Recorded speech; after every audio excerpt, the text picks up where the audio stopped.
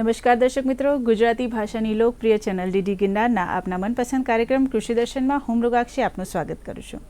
મિત્રો, આજના કાર્યક્રમમાં આપણે માહિતી મેળવીશું સજીવ ખેતીમાં જીવાત નિયંત્રણ વિષય અંતર્ગત માહિતી તથા માર્ગદર્શન મેળવવા માટે આપણી સાથે અહીંયા જોડાયેલા છે ડૉક્ટર મુકેશ આર સિદ્ધપરા સાહેબ, કે જેઓ નવસારી કૃષિ યુનિવર્સિટી ખાતે કીટકશાસ્ત્ર વિભાગમાં મદદનીશ સંશોધન વૈજ્ઞાનિક તરીકે ફરજ બજાવે છે. તો ચાલો સાહેબને મળીએ અને તેમની પાસેથી માહિતી તથા માર્ગદર્શન પ્રાપ્ત કરીએ. નમસ્કાર સાહેબ, સૌપ્રથમ તમારા કાર્યક્રમમાં તમારું ખૂબ ખૂબ સ્વાગત છે. નમસ્કાર ખેડૂત મિત્રો. તો સાહેબ, જ્યારે આપણે આજના કાર્યક્રમમાં વાત કરી રહ્યા છે સજીવ ખેતીમાં જીવાત નિયંત્રણ વિશે, તો સૌથી પહેલાં તો અમારા જે દર્શક મિત્રો છે, ખેડૂત મિત્રો છે, એમને જણાવો કે સજીવ ખેતીમાં જીવાત નિયંત્રણ એટલે શું અને તેનાથી ખેડૂત મિત્રોને શું ફાયદા થાય છે? જી મેડમ, ખૂબ જ સરસ પ્રશ્ન કર્યો. હવે જ્યારે સજીવ ખેતીની વાત કરીએ તો અત્યારે આપણે હાલમાં જે ખેતી થઈ રહી છે અને હાલમાં ખેડૂતો જે ઘણા ખેડૂતો એવા છે કે રાસાયણિક જંતુનાશક દવાઓનો આડેધડ ઉપયોગ કરી રહ્યા છે. આથી શું થાય છે કે આ જંતુનાશક દવાઓને લીધે પર્યાવરણ ઉપર તેમજ વાતાવરણ ઉપર જે માઠી અસર થઈ રહી છે. આ સિવાય ખેતીની વાત કરીએ તો ખેતીમાં છે તે જુદી જુદી જે જીવાતો આવે છે તે જીવાતો આ જે તે દવાઓ સામે એક પ્રતિકારક શક્તિ પેદા કરે છે, જેના કારણે આપણે જંતુનાશક દવાઓનો વારંવાર છંટકાવ કરીએ, જે માત્રા હોય ભલામણ કરેલી એ માત્રા કરતાં જો વધારે પણ એનો છંટકાવ કરીએ તો પણ સારા રિઝલ્ટ મળતા નથી. આ માટે આપણે જે ખેતી કરી રહ્યા છે અને એમાં જે જીવાત છે તો જીવાતના નિયંત્રણ માટે જે દવાઓ છે તેનો છંટકાવ ઓછો કરીને એની જગ્યાએ કે જે આપણી પાસે બીજી અલગ અલગ પદ્ધતિઓ છે નિયંત્રણ જીવાતને નિયંત્રણ કરવા માટેની, આવી પદ્ધતિઓનો સમન્વય કરીને જો આપણે નિયંત્રણ કરવામાં આવે તો ખરી રીતે આપણે સજીવ ખેતીને સાર્થક કરી શકશું અને જે જંતુનાશક દવાઓના અવશેષ મુક્ત ખોરાક પણ આપણે મેળવી શકીશું.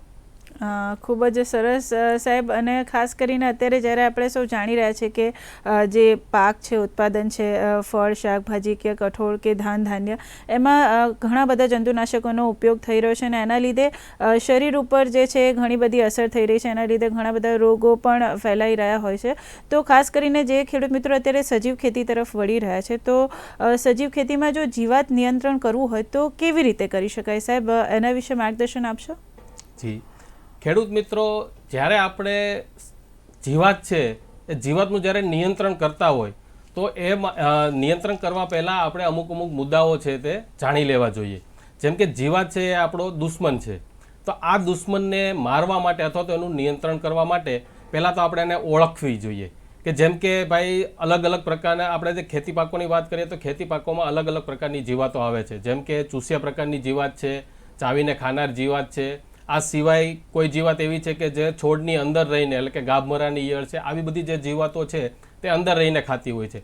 તો પહેલાં તો આપણે જીવાતને ઓળખવાની છે, પછી જીવાત નુકસાન કઈ રીતે કરે છે એ જોવાનું છે. અને આ સિવાય જીવાતનો જીવનક્રમ જે છે કે ભાઈ જીવાત જે અલગ અલગ અવસ્થામાંથી પસાર થાય, જેમ કે ઈંડા અવસ્થા, ઈયળ અવસ્થા, કોસેટા અવસ્થા અને પુખ્ત અવસ્થા, તો આ અલગ અલગ અવસ્થાઓ કયા સમયે અને કેટલી વારમાં પૂરી કરે છે અને કઈ કઈ જગ્યાએ અવસ્થાઓ ગુજારે છે, કે આવી રીતે જો આપણે એને જાણવા જઈએ અને આવી રીતે જો આપણે જીવાતની ઓળખ તેમજ તેનો નુકસાનનો પ્રકાર અને કઈ જગ્યાએ અને કેટલી માત્રામાં જીવાત આવે છે તે જો આપણે પહેલાં જાણી લઈએ અને આના પછી જે જીવાતની જે નબળી કડી છે તેના ઉપર જો વાર કરવામાં આવે તો આપણે જીવાતનો ચોક્કસપણે નિયંત્રણ કરી શકાય. અને આ એકવાર જીવાતની નબળી કડી જાણ્યા પછી આપણે જે નબળી કડી છે એ કડીના અનુરૂપ અલગ અલગ જે જીવાત નિયંત્રણની જે અલગ અલગ પદ્ધતિઓ છે એમાંની કોઈ એક પદ્ધતિ છે એને આપણે એના ઉપર વાર કરવાનો છે. આ અલગ અલગ પદ્ધતિઓની વાત કરીએ તો જેમ કે કર્ષણ પદ્ધતિ છે, યાંત્રિક પદ્ધતિ છે, ભૌતિક પદ્ધતિ છે અને જૈવિક નિયંત્રણ છે. તો આ જુદી જુદી પદ્ધતિઓ છે એનો જો સમન્વય કરીને જો જીવાતનું નિયંત્રણ કરવામાં આવે તો સજીવ ખેતીમાં આપણે જીવાતોને સારી એવી રીતે કાબૂમાં લઈ શકીએ. જી બિલકુલ. હવે સાહેબ, તમે જેમ જણાવ્યું કે અલગ અલગ પદ્ધતિઓ છે, જેમ કે સૌથી પહેલાં તમે જણાવ્યું કર્ષણ પદ્ધતિ, તો આ કર્ષણ પદ્ધતિ એટલે શું અને એના દ્વારા જીવાત પર કેવી રીતે નિયંત્રણ લાવી શકાય? ખેડૂત મિત્રો, કર્ષણ પદ્ધતિ એક એવી પદ્ધતિ છે જેના માટે કોઈ અલગ પ્રકારનો ખર્ચ કરવાનો રહેતો નથી. જેમ કે આપણે ઉનાળામાં ઊંડી ખેડ કરીએ છીએ તો શા માટે આપણા વડવાઓથી ઊંડી ખેડ કરતા આવ્યા છે, કે જેથી કરીને શું થશે કે જીવાતની અમુક જીવાતો એવી છે કે જેની કોસેટા અવસ્થા છે તે જમીનમાં પ્રસાર કરે છે. તો આ દરમિયાન શું થશે કે જ્યારે આપણે ઉનાળામાં ઊંડી ખેડ કરશું ત્યારે છે તે એના કોસેટા બહાર આવશે અને સૂર્યપ્રકાશને લીધે અથવા તો ઢોર બગલાઓ છે, કાળિયો કોસી છે, આવા પક્ષીઓ છે તેને વણીને એનું જે એક અવસ્થા છે તે ખાઈ જશે અને જેથી કરીને જે જીવનક્રમ છે એ તૂટશે. આ સિવાય આપણે કર્ષણ પદ્ધતિની વાત કરીએ તો બિયારણનો દર છે. તો બિયારણના દરની વાત કરીએ તો જુવારની સાઠા માખી, તો જુવારની સાઠા માખીમાં કૃષિ યુનિવર્સિટી દ્વારા એવી ભલામણ કરવામાં આવી છે કે જ્યારે આપણે જુવાર વાવતા હોય ત્યારે જુવારને બમણા દરે વાવવી જોઈએ, જેથી કરીને સાઠા માખીનો ઉપદ્રવથી જે બી જુવાર નુકસાન થાય એની આપણે નિવારી શકીએ. આ સિવાય ઘણા એવા પાકો છે કે જેમાં વાવેતર અંતર છે તે વધારવું જોઈએ, જેમ કે આપણે વાત કરીએ ચોખા અથવા તો ભાતની. તો આ સમયે કે જો આમાં આપણે વાવેતર અંતર વધારીએ તો એમાં આવતા જે ચૂસ્યા પ્રકારની જે જીવાતો છે તેનાથી થતું નુકસાન અટકાવી શકાય. આ સિવાય કર્ષણ પદ્ધતિની વાત કરીએ તો દિવેલા છે, તો દિવેલાને યોગ્ય સમયે વાવવાથી એમાં આવતી જે ઘોડિયા પ્રકારની ઈયળ છે તેના નુકસાનથી દિવેલાને અટકાવી શકાય. આ સિવાય કપાસને ગુલાબી ઈયળની જે વાત કરીએ, હમણાં ગુલાબી ઈયળ જે કપાસમાં છે તે એક હેવોક છે. તો ગુલાબી ઈયળમાં અત્રેની યુનિવર્સિટીઓ દ્વારા એવી ભલામણ કરવામાં આવેલી છે કે ભાઈ આપણે જે કપાસ છે તે આખા એરિયામાં એકી સાથે વાવેતર કરવું જોઈએ અને જ્યારે પણ ચોમાસું બેસે ત્યારે જો વાવેતર કરવામાં આવે તો એકી સાથે વાવેતર કરવાથી શું થશે કે ગુલાબી ઈયળનું થી થતું છે જે નુકસાન છે તે મહદઅંશે આપણે ઘટાડી શકીએ. આ સિવાય કાપણી પદ્ધતિ છે, તો કાપણી પદ્ધતિમાં પણ જો થોડો ઘણો ફેરફાર કરવામાં આવે કે જે કોઈ જાત છે તો જો વહેલી પાકતી જાત છે તે વાવવામાં આવે તો શું થાય કે જ્યારે જીવાત આવે એ પહેલાં પાકની કાપણી થઈ જાય તો છે તે આપણે ઉત્પાદન સારું એવું લઈ શકીએ અને જીવાતનો ઉપદ્રવ પણ ના આવે. જી, તો સાહેબ ખરેખર ખૂબ જ ઉપયોગી માહિતી છે. દર્શક મિત્રો, સજીવ ખેતીમાં જીવાત નિયંત્રણ આ વિષય પર માહિતી અને માર્ગદર્શનનો દોર આમ જ ચાલુ રહેશે, પરંતુ અહીંયા સમય થઈ ગયો છે એક નાનકડા વિરામનો. લઈએ એક વિરામ.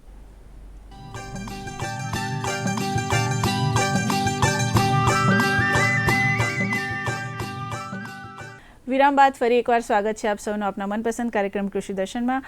અને મિત્રો, જેમ આજના કાર્યક્રમમાં આપ સૌ જાણો છો, આપણે વાત કરી રહ્યા છીએ કે સજીવ ખેતીમાં જીવાત નિયંત્રણ. તો આ વિષય પર આપણને જેમ ડૉક્ટર સાહેબે કીધું કે ભાઈ એક તો સજીવ ખેતીમાં જીવાત નિયંત્રણ કઈ રીતે કરી શકાય અને અલગ અલગ પદ્ધતિ વિશે એ આપણને સમજાવી રહ્યા હતા.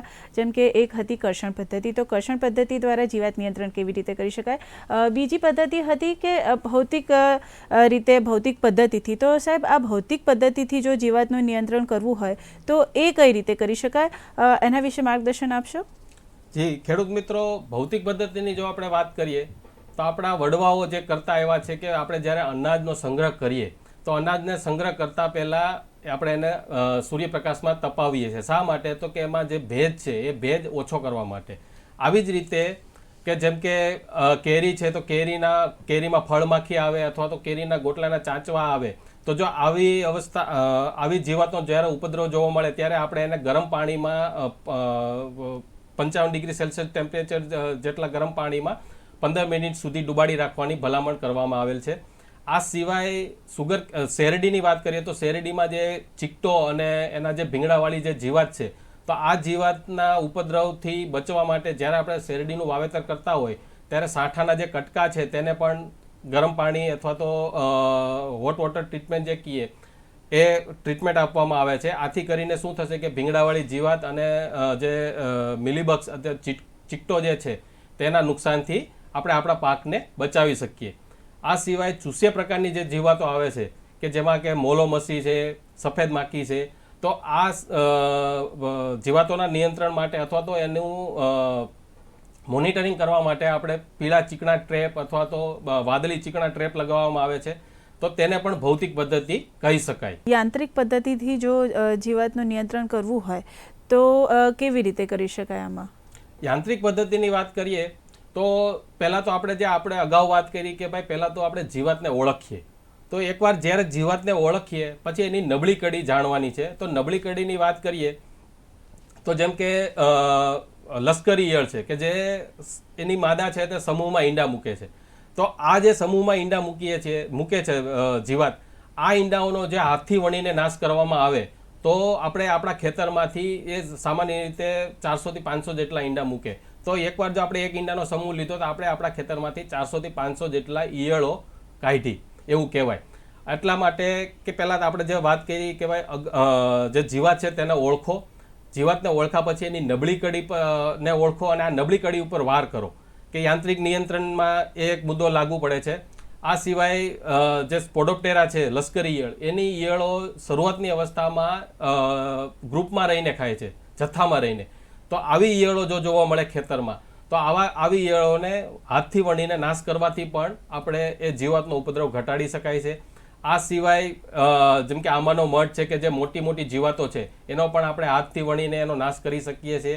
અને હાલમાં જે સૌરાષ્ટ્રની વાત કરીએ તો મગફળીમાં જે ઘેણ આવે છે, મુંડા, જે ખેડૂતનો ભાષામાં એને મુંડા પણ કહેવામાં આવે છે, તો આ ઘેણના જે ઢાલિયા કીટકો છે, પુખ્ત કીટકો, એ છે તે લીમડાના ઝાડ અથવા તો બાવળના ઝાડ ઉપર એના પાન ઉપર ખાતા હોય છે.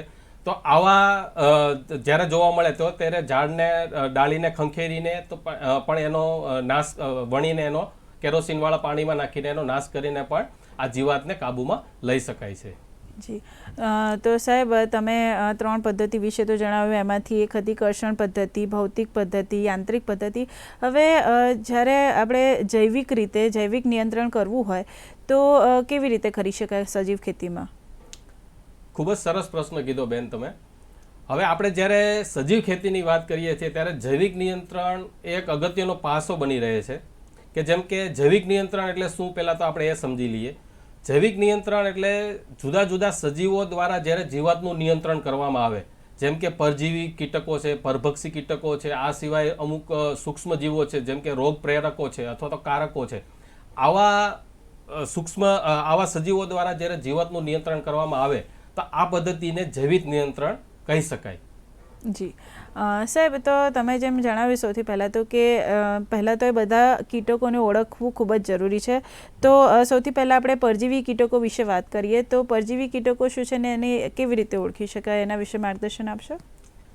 જી, પરજીવી કીટકો જે છે તે પરજીવી છે તે જે જીવાત છે એના કોઈ પણ એક અવસ્થામાં પોતાના ઈંડા મૂકે અથવા તો એની એક અવસ્થા છે તે જે તે જીવાતની અવસ્થામાં પસાર કરે. જેમ કે આપણે ઈંડાના પરજીવીની વાત કરીએ તો ખેડૂત આલમમાં ખૂબ જ પ્રચલિત છે ટ્રાઇકોગ્રામા ભમરી. તો આ ભમરી છે તે શું કરે છે કે જીવાતના ઈંડામાં પોતાનું ઈંડું મૂકે છે અને આ ઈંડાની અંદર, જીવાતના ઈંડાની અંદરનો રહેલો જે ગર્ભ છે તે ગર્ભને ખાઈને એને ખોખલું કરી નાખે છે. જેથી કરીને શું થશે કે જે જીવાતની આખી એક જીવનક્રમ છે કે ઈંડા અવસ્થા, ઈયળ અવસ્થા, પુખ્ત અને કોસેટ અવસ્થા અને પુખ્ત અવસ્થા, તો આમાંથી ઈંડું જ્યારે આપણે ખોખલું કરી નાખશું તો એ ઈંડામાંથી ઈયળ બહાર આવશે જ નહીં અને ઈયળની જગ્યાએ જે તે પરજીવી છે તે નીકળશે. તો જેથી કરીને આપણે છે તે જીવાતનું નિયંત્રણ સારી રીતે કરી શકીએ. આ સિવાય પરજીવી કીટકોની જો વાત કરીએ તો હાલમાં જ્યારે આપણે ખેતરમાં જ્યારે આપણે લટાર મારતા હોઈએ ત્યારે જો આપણે બારીકાઈથી જોવામાં આવે તો ઈંડામાં પણ પરજીવીઓ જોવા મળે છે. આ સિવાય ઈયળ અવસ્થામાં પણ ઘણા બધા પરજીવીઓ જોવા મળે છે, જેમ કે ચિલોનેમસ બ્લેકબર્નની છે, આ સિવાય બ્રેકોન છે, એપેન્ટેલિસ છે.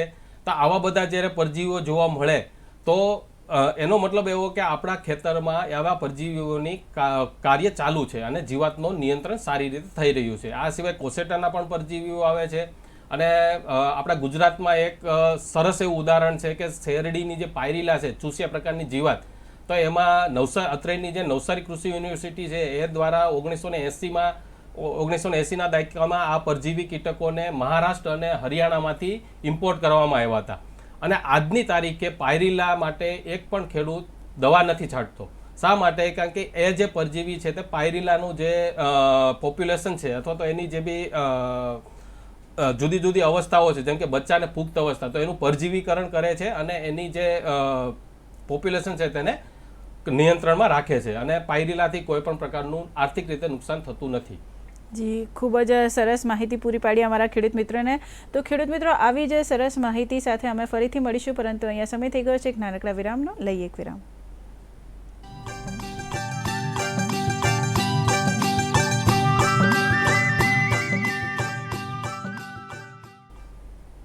વિરામ બાદ ફરી એકવાર સ્વાગત છે આપ સૌનું કૃષિ દર્શન કાર્યક્રમમાં. અને આપ સૌ જાણો છો એમ આજે આપણે વાત કરી રહ્યા છે સજીવ ખેતીમાં જીવાત નિયંત્રણ વિશે. અને જેમ સાહેબે આપણને જણાવ્યું કે ઘણી બધી પદ્ધતિ છે જેના દ્વારા જીવાત નિયંત્રણ થઈ શકે છે. હવે આપણે અત્યારે જ્યારે જૈવિક નિયંત્રણ વિશે વાત કરી રહ્યા છે તો સાહેબે જેમ આપણને જણાવ્યું કે ભાઈ પરભક્ષી છે, કીટકો છે, એના દ્વારા પણ નિયંત્રણ થઈ શકે છે.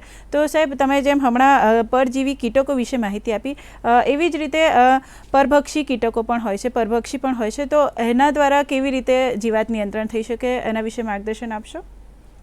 જી ખેડૂત મિત્રો, જેમ આપણે પરભક્ષીની વાત કરી તો પરભક્ષી કીટકો છે તે કદમાં એકદમ સૂક્ષ્મ હોય છે, નાના હોય છે. એમાં એક વખત તમારે આંખ સેટ કરવી પડે પછી તમે એને ઓળખ કરી શકો. આ સિવાય પરભક્ષી કીટકોની વાત કરીએ તો પરભક્ષી કીટકો કદમાં મોટા હોય છે. સામાન્ય રીતે જે જીવાતના જુદી જુદી અવસ્થાઓ કરતા, જેમ કે તમે સૌ અવગત છો ડાળિયા કીટકથી, ક્રાઇસોપલ્લા કે જેને તમે લીલી પોપટી પણ કહો છો. તો આ બધા જે છે તે પરભક્ષી કીટકોમાં આવે. તો એની કોઈ પણ એક અવસ્થા છે તે જીવાતની જુદી જુદી અવસ્થાઓને ખાય છે. જેમ કે આપણે ડાળિયા કીટકની વાત કરીએ તો ડાળિયા કીટકમાં પુખ્ત તેમજ તેની ઈયળ જે છે તે મોલોમસી તેમજ જીવાતને જે પોચા શરીરવાળી જે જીવાતો છે એના ઉપર ભક્ષણ કરીને ખાતી જોવા મળે છે. આ સિવાય ક્રાઇસોપલ્લા કે જે લીલી પોપટી જેને પણ કહેવામાં આવે છે તેની વાત કરીએ તો તે નાની અવસ્થાની ઈયળો છે.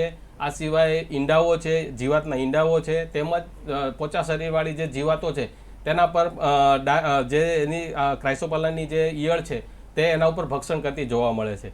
તો આવી પરભક્ષી કીટકો જ્યારે તમારા ખેતરમાં જોવા મળે અથવા તો એની હાજરી જ્યારે જોવા મળે ત્યારે આપણે છે તે એની જાળવણી કરવી જોઈએ. અને આ એની જે બી એક્ટિવિટી છે તેને બૂસ્ટઅપ કરવી જોઈએ. તેનાથી શું થશે કે જે તે જીવાત છે તે આ પરભક્ષી અથવા તો પરજીવી કીટકોને લઈને જ એ જીવાત છે તે કાબૂમાં આવી શકશે.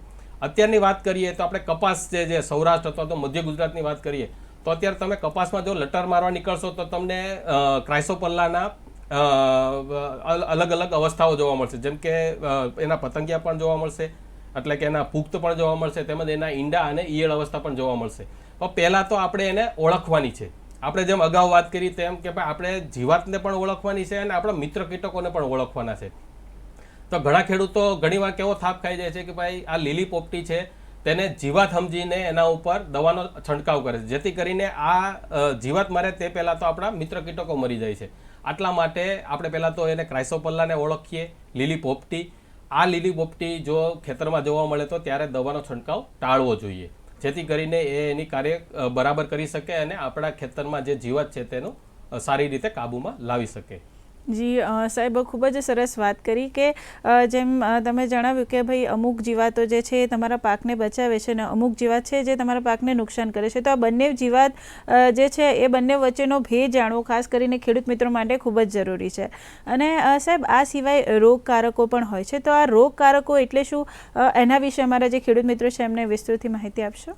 જી ખેડૂત મિત્રો, ત્યારે રોગકારકોની જ્યારે વાત કરીએ તો રોગકારકોમાં અલગ અલગ રોગકારકો છે. જેમ કે એને સૂક્ષ્મજીવો પણ કહેવાય, જેમ કે ફૂગ છે, વિષાણુ છે, જીવાણુ છે, આ સિવાય કૃમિ છે. આ 4 પ્રકારના અલગ અલગ રોગકારકો છે જે શું કરે છે કે જીવાતના શરીરની અંદર જઈને જીવાતમાં એક રોગ પેદા કરે છે અને આમ કરીને જીવાતને મારી નાખે છે. તો વિષાણુની વાત કરીએ તો એમાં ન્યુક્લિયર પોલીહાઇડ્રોસિસ વાયરસ કરીને જે વાયરસ છે જેમાં હેલિકોવર્પા અને સ્પોડોપ્ટેરા જે લીલી ઈયળ અને આપણે કાબરી લશ્કરી ઈયળ કહીએ તેના માટે ન્યુક્લિયર પોલીહાઇડ્રોસિસ વાયરસ બજારમાં મળે જ છે. આ સિવાય બીટી કે જે બેસિલસ thuringiensis કરીને આવે છે એ પાવડર સ્વરૂપમાં મળે છે, બજારમાં છે.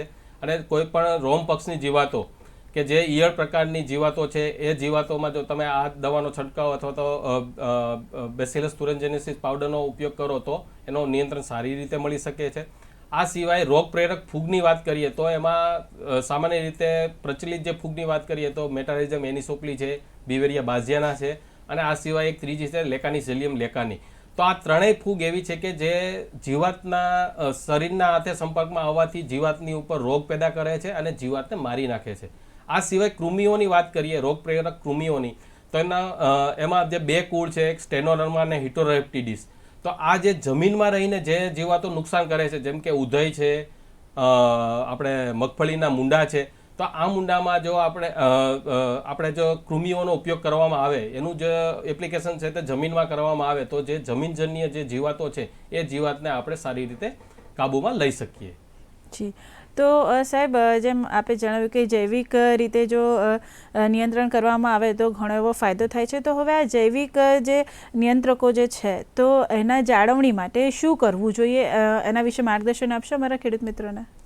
જી ખેડૂત મિત્રો, આપણે જે અગાઉ વાત કરી તેમ કે ભાઈ આપણે આપણો દુશ્મન અને આપણો મિત્રને ઓળખવાના છે.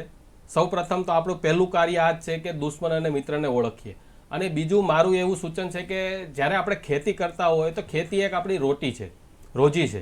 હવે આ જ્યારે કરતા હોય તો ત્યારે દરરોજ સવારમાં પાક સાથે વાત કરો કે ભાઈ તેને શું જોઈએ છે, અથવા તો એને શું નુકસાન થઈ રહ્યું છે, કે જીવાતથી થઈ રહ્યું છે, અને જીવાતથી થઈ રહ્યું છે તો એમાં આપણે કુદરતી દુશ્મનોની હાજરી છે કે નહીં. કે જેમ કે અત્યારની વાત કરીએ તો કપાસ છે, તો કપાસમાં અંદર અત્યારે જો તમે લટાર મારશો તો તમને ક્રાઇસોપલ્લા એટલે કે લીલી પોપટીની અલગ અલગ અવસ્થાઓ જોવા મળશે જ. આ સિવાય મગફળીની વાત કરીએ તો જ્યારે પણ વરસાદવાળી સિઝન હોય તો મગફળીમાં લશ્કરી ઈયળ આવે છે, કે જેને આપણે કાબરી ઈયળ પણ કહીએ છીએ. અને આ લશ્કરી ઈયળ છે તે રાતના સમયમાં એક્ટિવ હોય, એટલે કે રાતના સમયમાં તમે દેખાય અને દિવસના સમયે છે તે જમીનમાં જતી રહે. અને આ લશ્કરી જો ભેજવાળું વાતાવરણ હોય તો તમને એમાં ફૂગ લાગેલી દેખાશે. તો એનો મતલબ એવો કે તમારા ખેતરમાં જૈવિક નિયંત્રકોની હાજરી છે. અને જો આવી રીતે તમારા ખેતરમાં જૈવિક નિયંત્રકોની હાજરી જોવા મળે તો છે તે તમારે જે તમે જંતુનાશક દવાઓ અથવા તો કોઈ પણ રાસાયણિક દવાઓનો છંટકાવ કરવા માંગતા હોય તો તે ટાળવો જોઈએ, જેથી કરીને શું થાય કે આપણે જે જૈવિક નિયંત્રકો છે એની એક્ટિવિટીને આપણે બૂસ્ટઅપ કરી શકીએ.